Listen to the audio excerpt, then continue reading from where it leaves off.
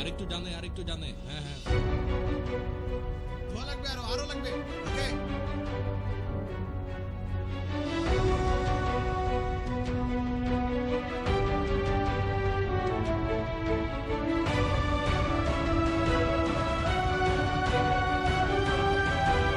Reza light দাও। Roll camera action. Light camera action. অপরাধ অনুসন্ধান, ঝুঁকি, অর্জন, ভালোবাসা, চলে যাওয়া, আবার ফিরে আসা। 1 থেকে 100 এসব তালাশেরই গল্প। এবারের পর্বে তালাশ টিম কোনো অপরাধ অনুসন্ধানে মাঠে ঘাটে ছুটে বেড়াবে না। এবার আমরা তালাশেরই গল্প করব, কারণ আমাদের সবার প্রিয় তালাশ আজ 100 পর্বে পা দিল। সেই 2011 সালের 9 ডিসেম্বর যাত্রা শুরু। দেখতে দেখতে মাঝখানে কিভাবে 4টি বছর চলে গেল। এই সময়ের মধ্যে শুধু বিষয়ভিত্তিক অনুসন্ধান তো নয়, তালাশ টিম তার দর্শকদের সাথে সুগভীর একটা সম্পর্ক তৈরি করার চেষ্টা করেছে। আর এই সম্পর্ক তৈরির ক্ষেত্রে যোগাযোগের মাধ্যম হিসেবে কাজ করেছে ফেসবুক, ইমেইল, SMS আর চিঠিপত্র। আমি অনেক কিছু জানতাম না, যা তালাশ থেকে জানতে পারছি। এটা অনেক ভালো লাগে। আর আমার আব্বু আম্মু সবাই চাই যে এটা আমি দেখি। আমাদের দেশে যে প্রেক্ষাপট, পলিটিক্যাল বলেন বা মানে ইনফ্লুয়েন্সটা এত বেশি যে এই ধরনের প্রোগ্রাম আগানোটা মুশকিল। তো তালাশ যেহেতু এত কিছু মানে ওভারকাম করে 100টা পর্ব পার করছে, নিঃসন্দেহে এটা প্রশংসার যোগ্য। যেগুলো আমরা আসলে কোনদিন এই তালাশ না আসলে জানতে পারতাম না, সেগুলো আমরা জানতে পারি। এটা ক্রাইম যে আপনারা যেভাবে বের করে নিয়ে আসে তালাশের টিমগুলা, আমরা দেখে অনেক পাই, অনেক আমাদের কিউরিওসিটি থাকে এটাতে। যোগাযোগের সবগুলো মাধ্যমকে বিবেচনায় নিয়ে 100তম পর্ব উপলক্ষে একটা জরিপ করে তালাশ টিম। তালাশের এই গবেষণায় দেখা যাচ্ছে প্রায় 32% মানুষই বিভিন্ন খাতের দুর্নীতি নিয়ে তথ্য দিয়েছে। সবচেয়ে বেশি তথ্য এসেছে শিক্ষা, স্বাস্থ্য ও চিকিৎসা, প্রশাসন ও পুলিশ, বিদ্যুৎ এবং রেল খাতের দুর্নীতি নিয়ে। এরপর প্রায় 30% মানুষ প্রতারণা সংক্রান্ত তথ্য দিয়েছে। এগুলোর মধ্যে ভণ্ড, পীর, ফকির, টাকা পয়সা এবং চাকরি সংক্রান্ত প্রতারণার শিকার হয় বেশি মানুষ। প্রায় 8% মানুষ ভূমি সংক্রান্ত জটিলতা নিয়ে তথ্য দিয়েছে তালাশ টিমের কাছে। এছাড়া চাঁদাবাজি, জনদুর্ভোগ, খুন, মাদকের মতো অপরাধ নিয়েও তথ্য আসে নিয়মিতই। মানুষ কোন কোন অপরাধের শিকার হয় সবচেয়ে বেশি, এটা নিয়ে গবেষণা করতে করতেই একটা চিঠি এলো তালাশ টিমের কাছে। আমি তালাশ অনুষ্ঠানের একজন নিয়মিত দর্শক। আজ আমার সামনে আর কোনো রাস্তা নেই বলে আপনাদের শরণাপন্ন হলাম। আজ আমি নিরুপায়, সবকিছু থাকতেও যেন আমি অসহায়। জীবনের একটা ভুল আজ আমার সারা জীবনের কান্না হয়ে দাঁড়িয়েছে। বাবা, মা, ভাই, বোন, আত্মীয় স্বজন সবাই আমাকে দূরে ঠেলে দিয়েছে। যাকে বিশ্বাস করে সবাইকে ছেড়ে চলে এসেছি, সে দিয়েছে নরক সমতুল্য এক জীবন উপহার। এরপর মেয়েটির সাথে ফোনে কথা হয় তালাশ টিমের। ধরেই নিন তার নাম জেসমিন। তার পুরো গল্প শুনতে রংপুরের বদরগঞ্জের উদ্দেশ্যে রওনা দিল তালাশ টিম। চিঠিতে যেসব কথা বলতে পারেনি, এবার জেসমিনের সেসব কথা শোনা যাক। তা আমি যখন ক্লাস 9-এ উঠি, তখন আমার বান্ধবীর ফুফাতো ভাইয়ের বন্ধুর সাথে আমার সম্পর্ক হয়। হয়তো ভাবছেন তালাশের গল্প শোনাতে গিয়ে আবারও আমরা অনুসন্ধানে নেমে পড়লাম কিনা। হতেও পারে, কারণ অভ্যাস বদলানো তো খুব কঠিন, তাই না? আর আমি তো ওর প্রেমে এতটাই অন্ধ হয়ে গেছি যে কোনো উপায় হোক ওর কাছে আমাকে যাইতেই হবে। আমি বাড়ি থেকে পালাইছি। ওই রাত্রে কেমন করে আমাদের বিয়ে হয়েছে। ওই বিয়েটা সম্পূর্ণই তো একটা ভুয়া বিয়ে ছিল। কাগজপাতি যা কিছু করা ছিল সবই ভুয়া ছিল। তালাশের 9ম পর্বের কথা, নাম ছিল কাগজের বিয়ে। সেই পর্বে আপনারা দেখেছেন ম্যারেজ মিডিয়াগুলো কিভাবে মানুষকে প্রতারণার জালে আটকায় এবং ভুয়া বিয়ে করিয়ে কিভাবে সর্বশান্ত করে।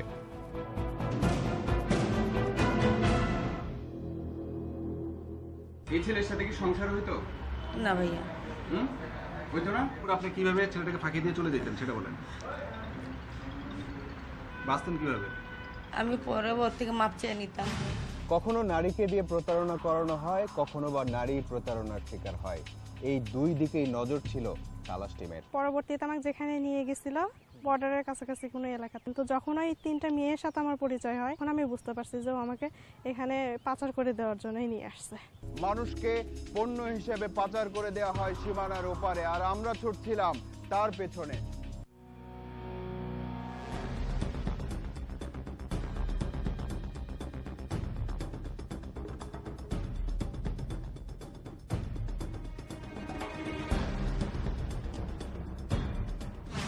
এই নারী পাচার নিয়ে অনুসন্ধান করতে গিয়ে তালাশ টিমকে প্রথমবারের মতো অন্য দেশে যেতে হয়। বাংলাদেশে যে কোনো অনুসন্ধানমূলক অনুষ্ঠানের ক্ষেত্রে এটা প্রথম ঘটনা। পপি চাষ আর লাশ কাটা ঘর না থাক, জেসমিনের গল্পের আরও কিছুটা বাকি। সে গল্প শুনে সময় পেলে লাশ কাটা ঘর আর পপি চাষের পর্বের কথা গল্প করা যাবে। ওদের সাহায্যে ওখান থেকে পালিয়ে আসি। তারপর আমাদের পাশের গ্রামে যে রাশেদের সাথে পারিবারিকভাবে বিয়ে হয়। সে আস্তে আস্তে আমার বাবার বাড়ি থেকে আমাকে যৌতুক আনতে বলে। সে আমাকে খাটের সাথে হাত পা বাঁধিয়ে গলার ভিতরে গামছা ঢুকিয়ে দিয়ে মারত, আমি যেন চিৎকার করতে না পারি। ও 2 বার ইচ্ছাকৃতভাবে বাচ্চা অ্যাবর্শন করে দেয় ওষুধের মাধ্যমে। তৃতীয় বাচ্চাটা যখন 6 মাস বয়স, তখন ওর সাথে একদিন আমার কথা কাটাকাটি হয়। কথা কাটাকাটি হওয়ার সময় ওই আমাকে ধাক্কা দিয়ে খাট থেকে ফেলে দিছিল, পেটের উপরে লাথি মারছিল। বাচ্চাটা তার একদিন পরে এতে নষ্ট হয়ে গেল। জেসমিনের এসব কথা শুনে রাতের ঢাকা পর্বটির কথা মনে পড়ছে।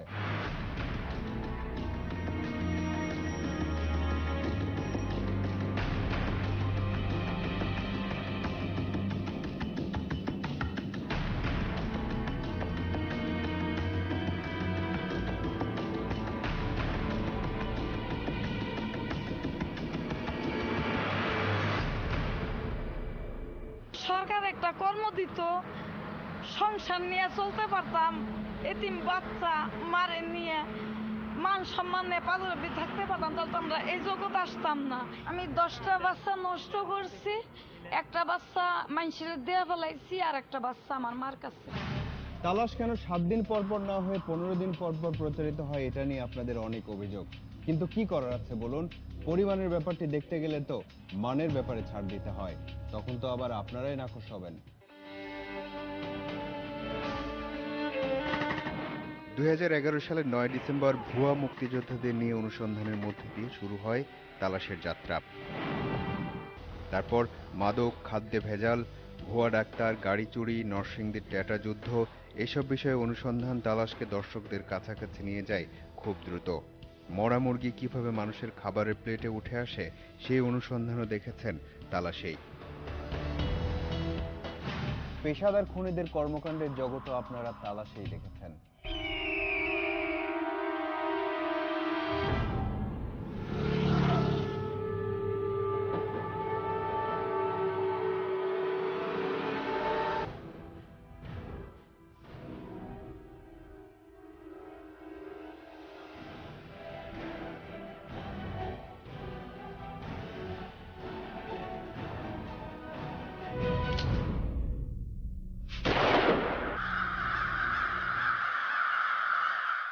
গুলি করছিলাম সেকেন্ড টাওয়ারে, যখন দেখছি যে আধা ঘন্টা পর মরে নাই, লাগাতে ঘুরে ঘুরে আইসা পরবর্তীতে কষাই দেন চাপাটি না চাপাটি দেখো মারছিলাম।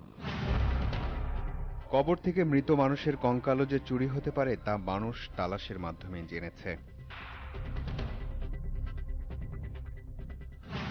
তালাশের উপস্থাপনার সেট নিয়েও মানুষের মধ্যে কৌতূহল অনেক। এর পেছনেও শুরু থেকে অনেক মানুষের পরিশ্রমের ঘাম যোগ হয়েছে। সেই রেল স্টেশনের পরিত্যক্ত জায়গা থেকে বর্তমানে ইন্ডিপেন্ডেন্ট টেলিভিশনের চত্বর পর্যন্ত একটা দীর্ঘ কষ্টকর যাত্রাও বটে।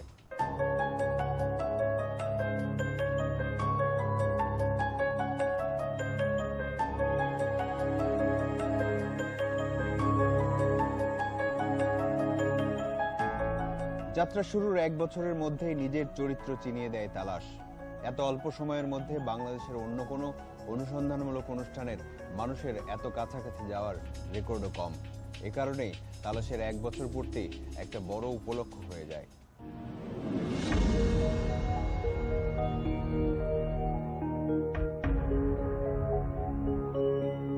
এবং আমি জানি যে কিরকম রিস্ক নিতে হয় এরকম প্রোগ্রাম করার জন্য। আমার মনে হয় আমরা ইন্ডিপেন্ডেন্ট টেলিভিশনের তরফ থেকে একটা বড় হাততালি দেব।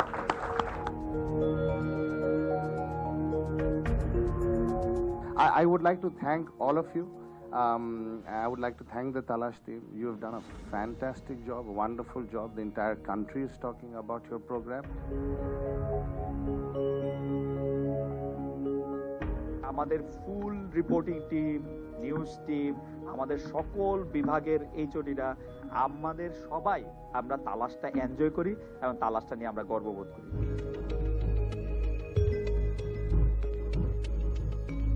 তালাশের প্রতিষ্ঠা বার্ষিকী আমি প্রথমবারের মতো দেশের বাইরে আমি সাথে থাকতে পারিনি আমার টিমের, এবং কৃতজ্ঞতা আনুষ্ঠানিকভাবে প্রকাশ করা হয় নাই যারা এর পেছনে অনেক বড় ভূমিকা পালন করে।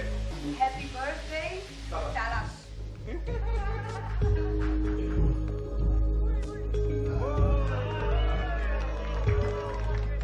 তালাশের ভিতর দিয়ে আমি খুঁজে পাই আমার হারানো অনেক কিছু। আশা করি তালাশ অনেক অনেক দিন বেঁচে থাকবে। তালাশ সম্পর্কে বলার কোনো কিছুই রাখে না, কারণ সবাই জানে তালাশ সম্পর্কে। এটা অনেক জনপ্রিয় একটা প্রোগ্রাম বাংলাদেশে। সাবটাইটেল আছে তালাশ? সাবটাইটেল? হ্যাঁ, তালাশ সাবটাইটেল দিতে হবে। সাবটাইটেল? হ্যাঁ, ইংলিশ সাবটাইটেল। না, সাবটাইটেল সবাই বুঝতে পারছে। আজ চলে যাচ্ছি না। দিন যত যেতে থাকে তালাশ নিয়ে মানুষের কৌতূহল ততই বাড়তে থাকে। সেই কৌতূহল মেটাতে শেষ পর্যন্ত 2014 সালে বইমেলায় তালাশ নামে একটি বই বের করতে হলো তালাশ টিমকে। বাংলাদেশে কোনো টেলিভিশন অনুষ্ঠান নিয়ে বই বের করার ঘটনাও সম্ভবত এটাই প্রথম। আজ আমরা তালাশের গল্প বলছি, আজ আমরা জেসমিন নামের এক মেয়ের জীবনের গল্প শুনছি। আমার স্বামী আমাকে কি করছিল, সে টাকার জন্য অন্যের কাছে থাকতে আমাকে বাধ্য করছে। ওই দিনগুলোর কথা মনে হলে আমি যে ঠিক থাকতে পারি না। জেসমিনের এসব কথা শুনে তালাশের আধারপল্লী নামের পর্বটির কথা মনে পড়ে গেল এবার। পথের পাশেই জীবনের আড়াল, সেখানে মানুষ থাকে। গলিতে নামলেই অন্ধকার, সেখানে মানুষ থাকে। এখানে আমি ছোট থেকেই মনে করেন আমার একজন আইনে রাখি গেছিল, বিক্রি করে দিয়ে গেছিল। রাখে যাওয়া মানে বিক্রি করা তো সমান কথাই। জীবনের এত সব চড়াই উতরাইয়ের মধ্যে থেকেও লেখাপড়া বন্ধ করেননি জেসমিন। স্নাতক শেষ করেছেন একটা বেসরকারি বিশ্ববিদ্যালয় থেকে, কিন্তু বিধি বাম, এখানেও বাধা। যে বেসরকারি বিশ্ববিদ্যালয় থেকে স্নাতক শেষ করেছেন সেই বিশ্ববিদ্যালয়ের বৈধতা না থাকায় ক্যাম্পাসটি বন্ধ করে দেয় প্রশাসন। সেই সাথে তার 4 বছরের পড়াশোনা, সময় ও অর্থ সবই চলে যায়। বিশ্ববিদ্যালয়ের একজন শিক্ষক জেসমিনকে স্নাতকের সার্টিফিকেট দেওয়ার আশ্বাস দেয়, কিন্তু তার জন্য টাকা লাগবে 60,000। আমার বিয়ের সময় আমার বাবা যে আমার গলার হার দিছিল ওইটা বিক্রি করিয়া 40,000 টাকা দিছে, আর 20,000 টাকা পরে দিতে চাইছে। 3 মাসের মধ্যে সার্টিফিকেট দিতে চাইছিল। টাকা নিয়েও সার্টিফিকেট দিতে গড়িমসি করে বিশ্ববিদ্যালয়ের সেই শিক্ষক ফারুক। তালাশ টিম রংপুর থেকে জেসমিনকে নিয়ে রাজশাহীর উদ্দেশ্যে রওনা দিল।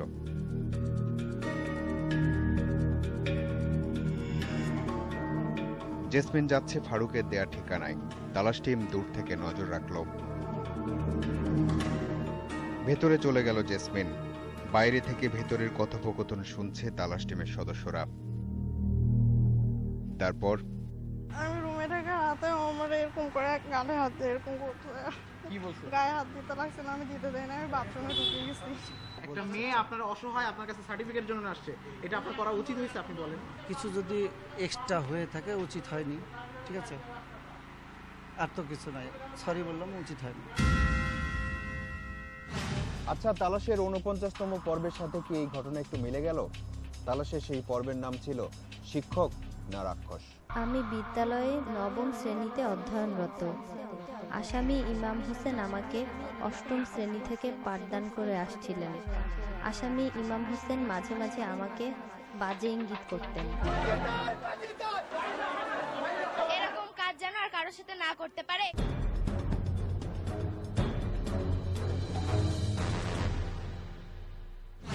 50তম পর্বে 4 মাসের বিরতিতে যায় তালাশ, কারণ এই টিমের সদস্যরা তাদের ব্যক্তিগত জীবন কাটাতে পারে না, পরিবারের সদস্যদের সময় দিতে পারে না। বিশ্রাম পাওয়াটা তাদের জন্য আসলে ভাগ্যের ব্যাপার হয়ে যায়। আর তালাশের এই 7তম পর্বে এসে অনেক কথা মনে পড়ছে। 4 মিনিট পর আসছে। তালাশ একা একা এত দূর আসেনি। তালাশ সম্পর্কে মানুষের ভালোবাসা না থাকলে, দর্শকরা তালাশের সাথে না থাকলে এই 7তম পর্বে আসা সম্ভব ছিল না তালাশের পক্ষে। আপনাদের ভালোবাসা আমাদের অনুপ্রেরণা দিয়েছে, আপনাদের সমালোচনা তালাশকে শুধরে দিয়েছে। এই প্রোগ্রামটা ভালো দেখছি আমরা, তবে আর একটু বেশি করে করলে, যেমন অফিসিয়ালি দিকগুলো আছে, অফিসিয়ালি করাপশনে কিন্তু আমরা ভরে আছি একদম। প্রত্যেকটা অফিসে অফিস গেলে হয়তো জিনিসটা আরো একটু ভালো হবে। আচ্ছা, একটা চিন্তা মাথায় আসছে, তালাশ যদি এই ১৭তম পর্বেই বন্ধ হয়ে যায় তাহলে কি হবে?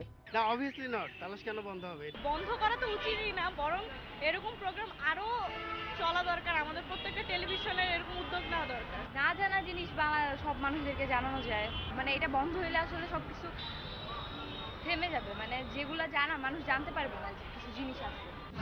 একটা দুর্ঘটনায় তালাশের উপস্থাপকের হাত ভেঙে গেল, তার ঠিক একদিন পরেই তালাশের উপস্থাপনা শুটিং। কি হবে এখন? হাত ভেঙে গেলেও তালাশ তো আর বন্ধ থাকতে পারে না। সেটাই তালাশের একমাত্র পর্ব যেখানে উপস্থাপকের গায়ে চাদর ছিল, কারণ তার হাতটা ভাঙা ছিল।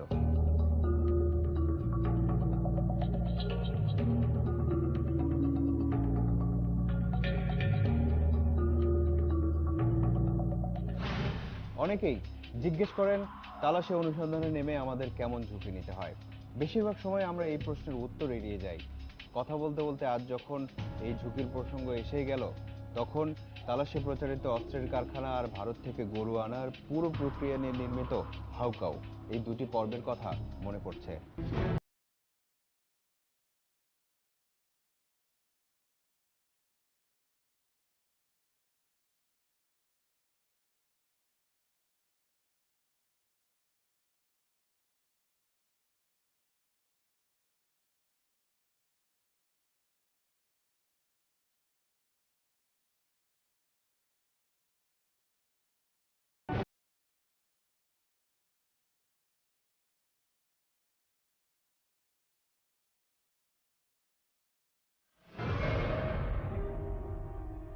সীমান্তে গরু পারাপার করার দৃশ্য ধারণ করার সময় ওপারের সীমান্তরক্ষী আর এপারের গরু পারাপারকারীদের মাঝখানে পড়ে যাওয়ার কথা মনে পড়লে এবং অস্ত্রের কারখানার খোঁজে মাঝরাতে পাহাড়ে অজানা গন্তব্যে পা রাখার কথা মনে পড়লে এখনো গা শিউরে ওঠে।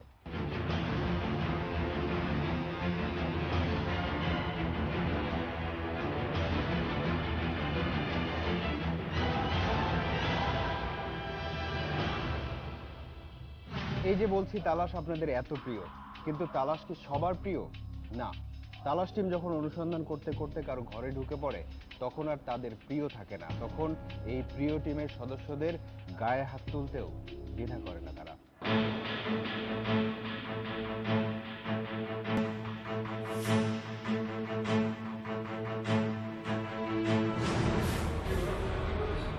বসে আছে, বসে আছে।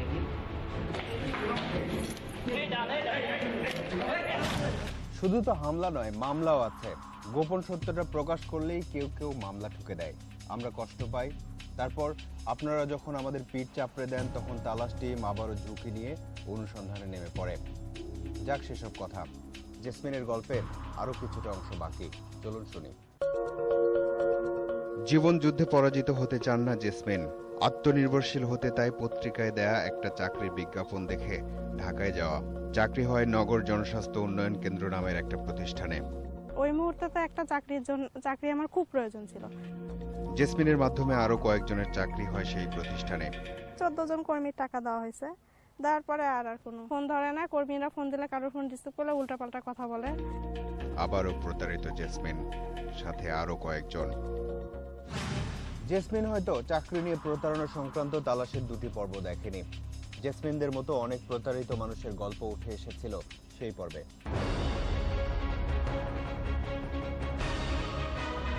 টাকাটা তো আমার কাছে দেয় নাই।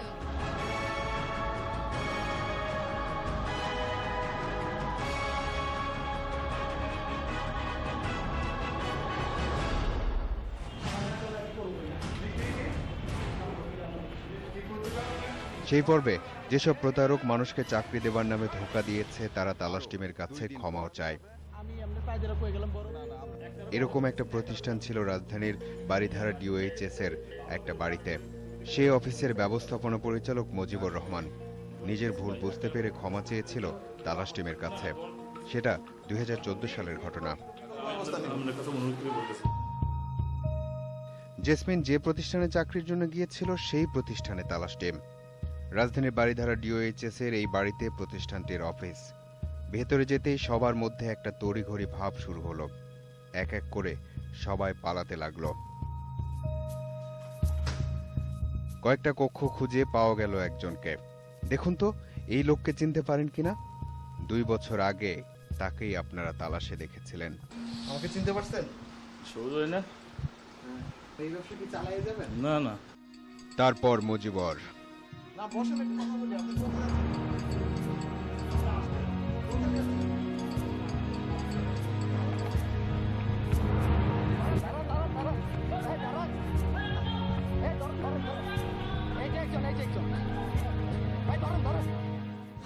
তালাশের বিরুদ্ধে সবচেয়ে বড় অভিযোগ হলো তালাশ কখনো সমস্যার সমাধান দেখায় না।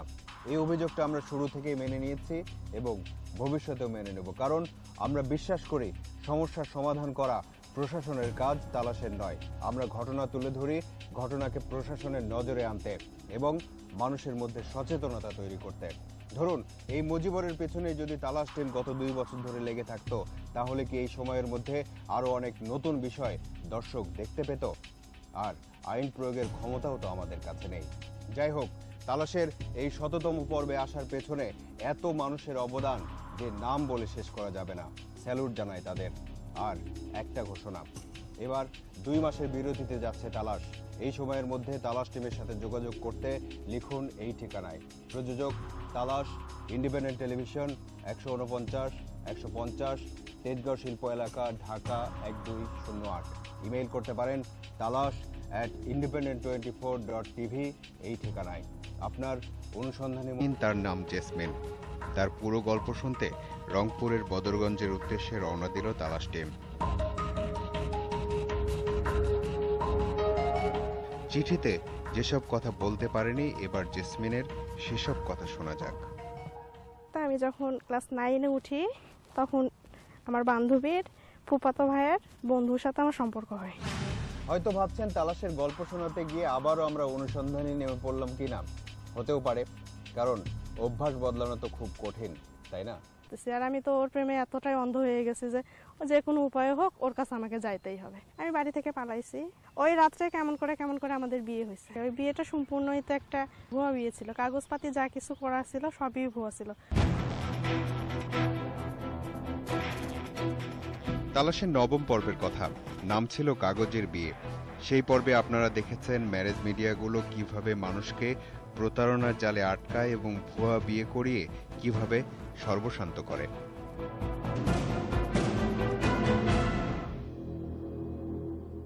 এই ছেলের সাথে কি সংসার হইতো? না ভাইয়া। হইতো না? আপনি কিভাবে ছেলেটাকে ফাঁকি দিয়ে চলে যেতেন সেটা বলেন। বাঁচতেন কিভাবে? আমি পরবর্তীকে মাপ চেয়ে নিতাম। কখনো নারীকে দিয়ে প্রতারণা করানো হয়, কখনো বা নারী প্রতারণার শিকার হয়। এই 2 দিকেই নজর ছিল তালাশ টিমের। পরবর্তীতে আমাকে যেখানে নিয়ে গেছিল বর্ডারের কাছাকাছি কোনো এলাকা, কিন্তু যখন ওই 3টা মেয়ের সাথে আমার পরিচয় হয়, তখন আমি বুঝতে পারছি যে ও আমাকে এখানে পাচার করে দেওয়ার জন্যই নিয়ে আসছে। মানুষকে পণ্য হিসেবে পাচার করে দেওয়া হয় সীমানার ওপারে, আর আমরা ছুটছিলাম তার পেছনে।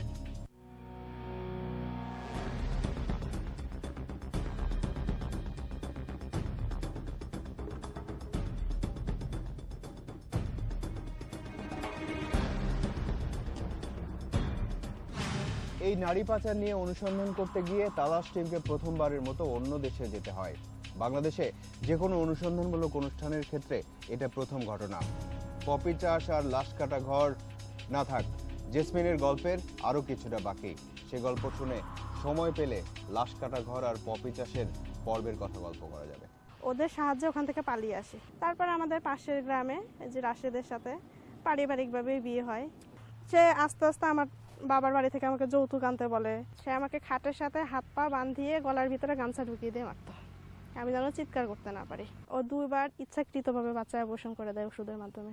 3য় বাচ্চাটা যখন 6 মাস বয়স, তখন ওর সাথে একদিন আমার কথা কাটাকাটি হয়। কথা কাটাকাটি হওয়ার সময় ওই আমাকে ধাক্কা দিয়ে খাট থেকে ফেলে দিছিল, পেটের উপরে লাথি মারছিল। বাচ্চাটা তার একদিন পরে এতে নষ্ট হয়ে গেল। জেসমিনের এসব কথা শুনে রাতের ঢাকা পর্বটির কথা মনে পড়ছে।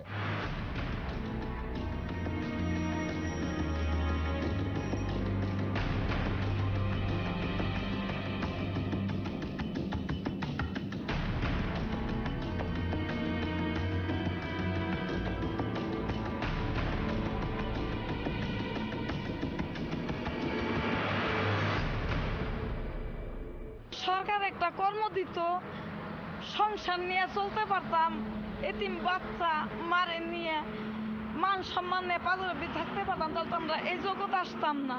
আমি 10টা বাচ্চা নষ্ট করছি।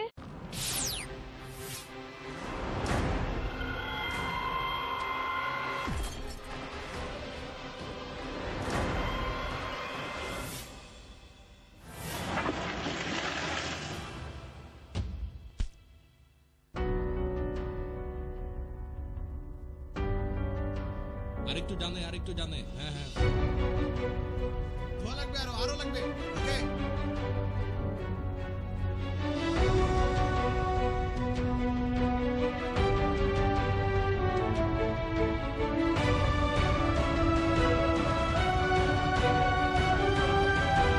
ওকে লাইট দাও। Roll camera action. Light camera action. অপরাধ অনুসন্ধান, ঝুঁকি, অর্জন, ভালোবাসা, চলে যাওয়া, আবার ফিরে আসা। 1 থেকে 100 এসব তালাশেরই গল্প। এবারের পর্বে তালাশ টিম কোনো অপরাধ অনুসন্ধানে মাঠে ঘাটে ছুটে বেড়াবে না। এবার আমরা তালাশেরই গল্প করব, কারণ আমাদের সবার প্রিয় তালাশ আজ 100 পর্বে পা দিল। সেই 2011 সালের 9 ডিসেম্বর যাত্রা শুরু। দেখতে দেখতে মাঝখানে কিভাবে 4টি বছর চলে গেল। এই সময়ের মধ্যে শুধু বিষয়ভিত্তিক অনুসন্ধান তো নয়, তালাশ টিম তার দর্শকদের সাথে সুগভীর একটা সম্পর্ক তৈরি করার চেষ্টা করেছে। আর এই সম্পর্ক তৈরির ক্ষেত্রে যোগাযোগের মাধ্যম হিসেবে কাজ করেছে ফেসবুক, ইমেইল, SMS আর চিঠিপত্র। আমি অনেক কিছু জানতাম না, যা তালাশ থেকে জানতে পারছি।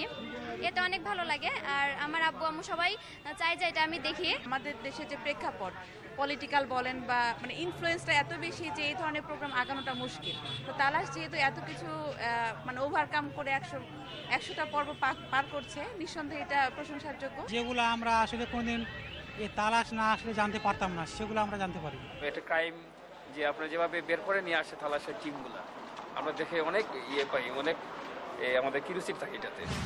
যোগাযোগের সবগুলো মাধ্যমকে বিবেচনায় নিয়ে 100তম পর্ব উপলক্ষে একটা জরিপ করে তালাশ টিম।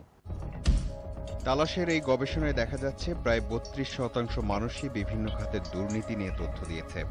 সবচেয়ে বেশি তথ্য এসেছে শিক্ষা, স্বাস্থ্য ও চিকিৎসা, প্রশাসন ও পুলিশ, বিদ্যুৎ এবং রেল খাতের দুর্নীতি নিয়ে। এরপর প্রায় 30% মানুষ প্রতারণা সংক্রান্ত তথ্য দিয়েছে। এগুলোর মধ্যে ভণ্ড, পীর, ফকির, টাকা পয়সা এবং চাকরি সংক্রান্ত প্রতারণার শিকার হয় বেশি মানুষ। প্রায় 8% মানুষ ভূমি সংক্রান্ত জটিলতা নিয়ে তথ্য দিয়েছে তালাশ টিমের কাছে। এছাড়া চাঁদাবাজি, জনদুর্ভোগ, খুন, মাদকের মতো অপরাধ নিয়েও তথ্য আসে নিয়মিতই। মানুষ কোন কোন অপরাধের শিকার হয় সবচেয়ে বেশি, এটা নিয়ে গবেষণা করতে করতেই একটা চিঠি এলো তালাশ টিমের কাছে। আমি তালাশ অনুষ্ঠানের একজন নিয়মিত দর্শক। আজ আমার সামনে আর কোনো রাস্তা নেই বলে আপনাদের শরণাপন্ন হলাম। আজ আমি নিরুপায়, সবকিছু থাকতেও যেন আমি অসহায়। জীবনের একটা ভুল আজ আমার সারা জীবনের কান্না হয়ে দাঁড়িয়েছে। বাবা, মা, ভাই, বোন, আত্মীয় স্বজন সবাই আমাকে দূরে ঠেলে দিয়েছে। যাকে বিশ্বাস করে সবাইকে ছেড়ে চলে এসেছি, সে দিয়েছে নরক সমতুল্য এক জীবন উপহার। এরপর মেয়েটির সাথে ফোনে কথা হয় তালাশ টিমের। ধরেই নি পর্বের সাথে কি এই ঘটনা একটু মিলে গেল? তালাশের সেই পর্বের নাম ছিল শিক্ষক না রাক্ষস। আমি বিদ্যালয়ে 9ম শ্রেণীতে অধ্যয়নরত। আসামি ইমাম হোসেন আমাকে 8ম শ্রেণী থেকে পাঠদান করে আসছিলেন। আসামি ইমাম হোসেন মাঝে মাঝে আমাকে বাজে ইঙ্গিত করতেন। এরকম কাজ যেন আর কারোর সাথে না করতে পারে।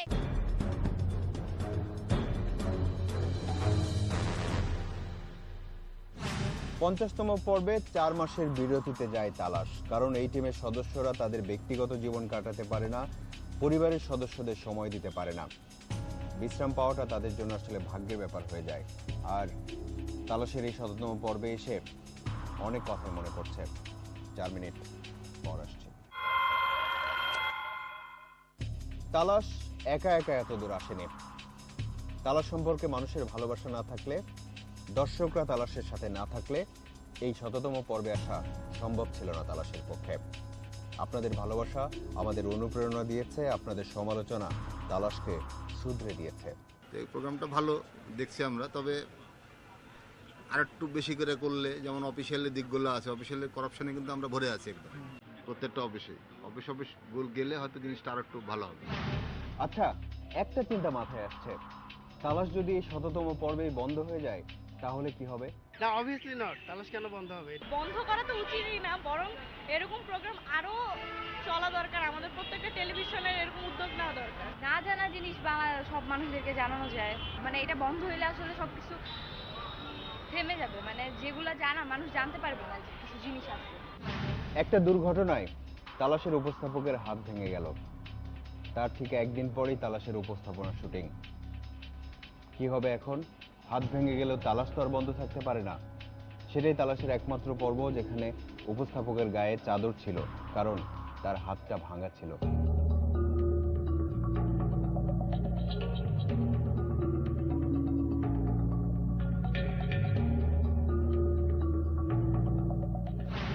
অনেকেই জিজ্ঞেস করেন তালাশে অনুসন্ধানে নেমে আমাদের কেমন ঝুঁকি নিতে হয়। বেশিরভাগ সময় আমরা এই প্রশ্নের উত্তর এড়িয়ে যাই। কথা বলতে বলতে আজ যখন এই ঝুঁকির প্রসঙ্গ এসেই গেল, তখন তালাশে প্রচারিত অস্ত্রের কারখানা আর ভারত থেকে গরু আনার পুরো প্রক্রিয়া নিয়ে নির্মিত হাউকাউ, এই দুটি পর্বের কথা মনে পড়ছে।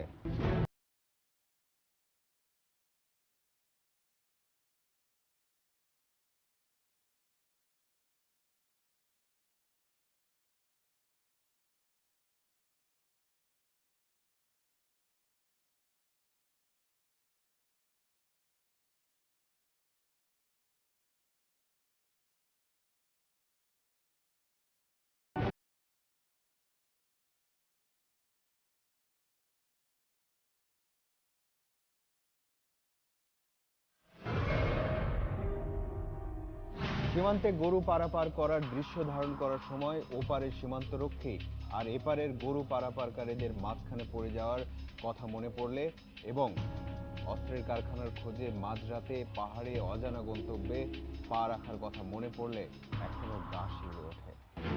আনুষ্ঠানিকভাবে প্রকাশ করা হয় নাই যারা এর পেছনে অনেক বড় ভূমিকা পালন করে।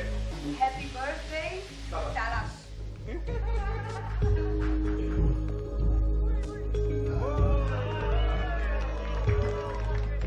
তালাশের ভিতর দিয়ে আমি খুঁজে পাই আমার হারানো অনেক কিছু। আশা করি তালাশ অনেক অনেক দিন বেঁচে থাকবে।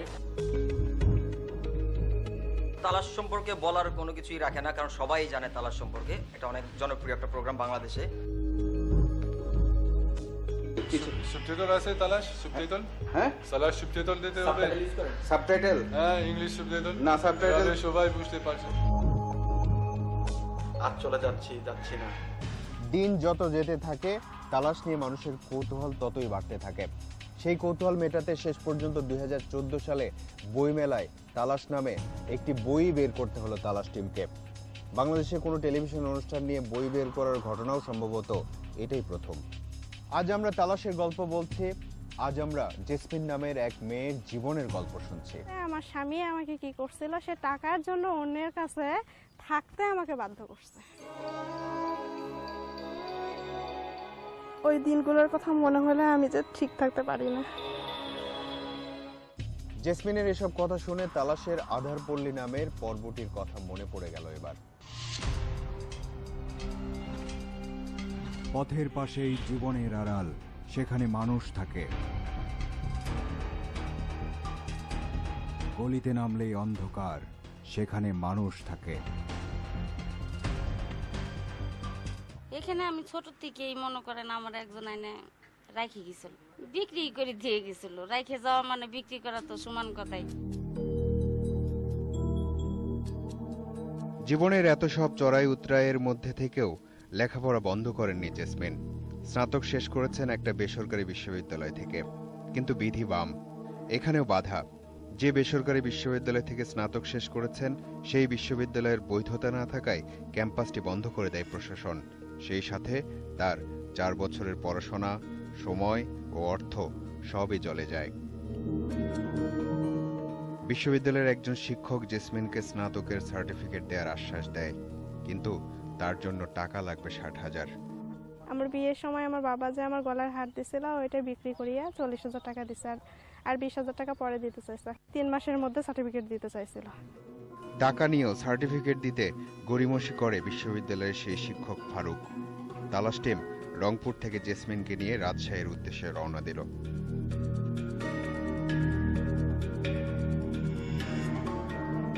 জেসমিন যাচ্ছে ফারুকের দেয়া ঠিকানায়। তালাশ টিম দূর থেকে নজর রাখল। ভেতরে চলে গেল জেসমিন। বাইরে থেকে ভেতরের কথোপকথন শুনছে তালাশ টিমের সদস্যরা। তারপর আমি রুমে থেকে হাতে আমার এরকম করে গালে হাত দিয়ে এরকম করতে কি বলছো? গায়ে হাত দিতে লাগছে না, আমি দিতে দেই না, আমি বাথরুমে ঢুকে গেছি। একটা মেয়ে আপনার অসহায় আপনার কাছে সার্টিফিকেট জন্য আসছে, এটা আপনার করা উচিত হয়েছে আপনি বলেন? কিছু যদি এক্সট্রা হয়ে থাকে উচিত হয়নি, ঠিক আছে, আর তো কিছু নাই, সরি বললাম, উচিত হয়নি। আচ্ছা, তালাশের 49তম একটা বাচ্চা মানুষের দেয়া ফেলাইছি, আর একটা বাচ্চা আমার মার কাছে। তালাশ কেন 7 দিন পর পর না হয়ে 15 দিন পর পর প্রচারিত হয়, এটা নিয়ে আপনাদের অনেক অভিযোগ। কিন্তু কি করার আছে বলুন? পরিমাণের ব্যাপারটি দেখতে গেলে তো মানের ব্যাপারে ছাড় দিতে হয়, তখন তো আবার আপনারাই নাখোশ হবেন। 2011 সালের 9 ডিসেম্বর ভুয়া মুক্তিযোদ্ধাদের নিয়ে অনুসন্ধানের মধ্যে দিয়ে শুরু হয় তালাশের যাত্রা। তারপর মাদক, খাদ্যে ভেজাল, ভুয়া ডাক্তার, গাড়ি চুরি, নরসিংদীর ট্যাটা যুদ্ধ, এসব বিষয়ে অনুসন্ধান তালাশকে দর্শকদের কাছাকাছি নিয়ে যায় খুব দ্রুত।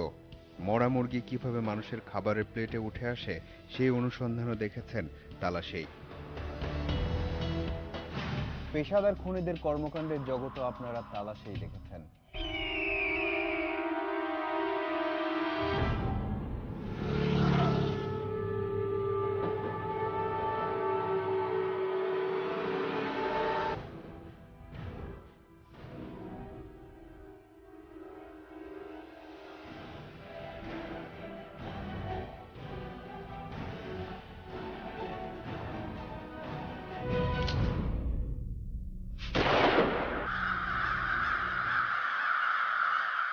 গুলি করছিলাম সেকেন্ড টাওয়ারে, যখন দেখছি যে আধা ঘন্টা পর মরে নাই, লাগাতে ঘুরা ঘুরে আইসা পরবর্তীতে কষা দেন চাপাটি না, চাপাটি দেখো মারছিলাম। কবর থেকে মৃত মানুষের কঙ্কালও যে চুরি হতে পারে তা মানুষ তালাশের মাধ্যমে জেনেছে।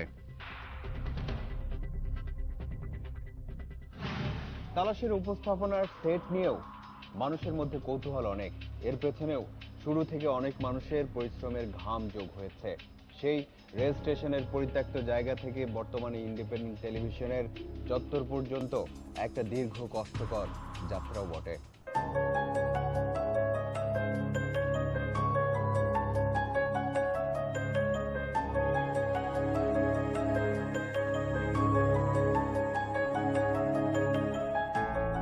যাত্রা শুরুর 1 বছরের মধ্যেই নিজের চরিত্র চিনিয়ে দেয় তালাশ।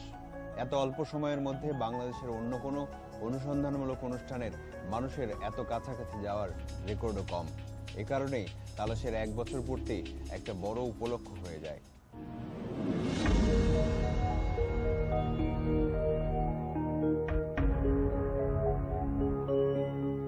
আমি জানি যে কিরকম রিস্ক নিতে হয় এরকম প্রোগ্রাম করার জন্য। আমার মনে হয় আমরা ইন্ডিপেন্ডেন্ট টেলিভিশনের তরফ থেকে একটা বড় হাততালি দেব।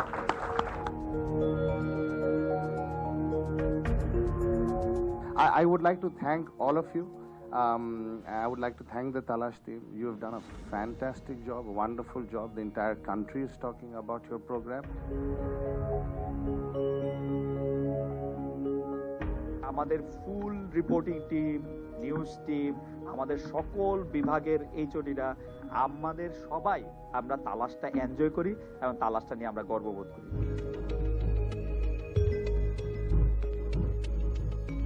তালাশের প্রতিষ্ঠা বার্ষিকী আমি প্রথমবারের মতো দেশের বাইরে আমি সাথে থাকতে পারিনি আমার টিমের, এবং কৃতজ্ঞতা